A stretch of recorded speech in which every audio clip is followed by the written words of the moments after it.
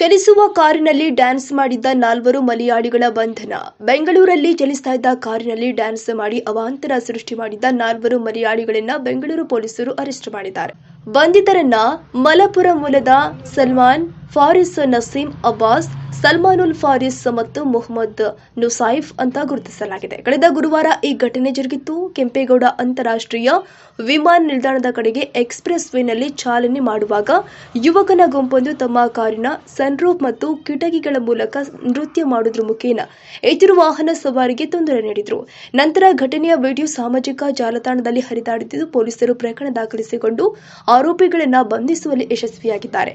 ಬಂಧಿತ ಸಲ್ಮಾನ್ ಫಾರಿಸ್ ಹೊರತುಪಡಿಸಿ ಉಳಿದ ಆರೋಪಿಗಳು ಬೆಂಗಳೂರಲ್ಲಿ ಬಿಬಿಎ ವ್ಯಾಸಂಗ ಮಾಡ್ತಾ ಇದ್ದಾರೆ ಅಂತ ವರದಿಗಳು ತಿಳಿಸಿದೆ. ಘಟನೆ ನಡೆದ ದಿನ ಸ್ನೇಹಿತರನ್ನ ಭೇಟಿಯಾಗಲು ಸಲ್ಮಾನ್ ಫಾರಿಸ್ ಬೆಂಗಳೂರಿಗೆ ಬಂದಿದ್ರು. ಪೊಲೀಸರ ಪ್ರಕಾರ ಆತ ದೆಹಲಿಯಲ್ಲಿ ತನ್ನ ತಂದೆ ಖರೀದಿಸಿದ ಬಳಸಿದ ಕಾರಿನಲ್ಲಿ ಬೆಂಗಳೂರಿಗೆ ಬಂದಿದ್ದಾನೆ. ವಿಮಾನ ನಿಲ್ದಾಣಕ್ಕೆ ಜಾಯ್ರೈಡ್ಗಾಗಿ ಹೋಗಿದ್ವಿ ಅಂತ ಆರೋಪಿಗಳು ಒಪ್ಪಿಕೊಂಡಿದ್ದಾರೆ. ಘಟನೆ ಬಗ್ಗೆ ಆಕ್ರೋಶ ಹೆಚ್ಚಿನ ವಾಹನ ದಟ್ಟಣೆ ಇರುವ ವಿಮಾನ ನಿಲ್ದಾಣ ರಸ್ತೆಯಲ್ಲಿ ಚಲಿಸ್ತಾ ಇದ್ದ ಕಾರಿನಲ್ಲಿ ಶರ್ಟ್ಗಳನ್ನ ಬಿಚ್ಚಿ ನೃತ್ಯ ಮಾಡುವ ಮೂಲಕ ಕಿರಿಕಿರಿ ಉಂಟು ಮಾಡಿದ್ರು.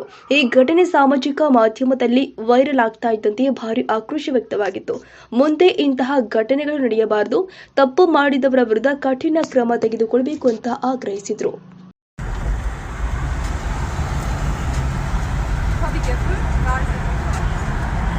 Oh my god. Shit. Number plate क्या? What the fuck are they doing?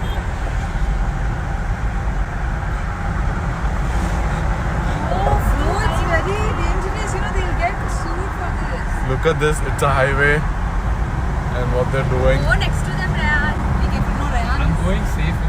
Rayan, you don't record. He'll record and give it to you. Are they making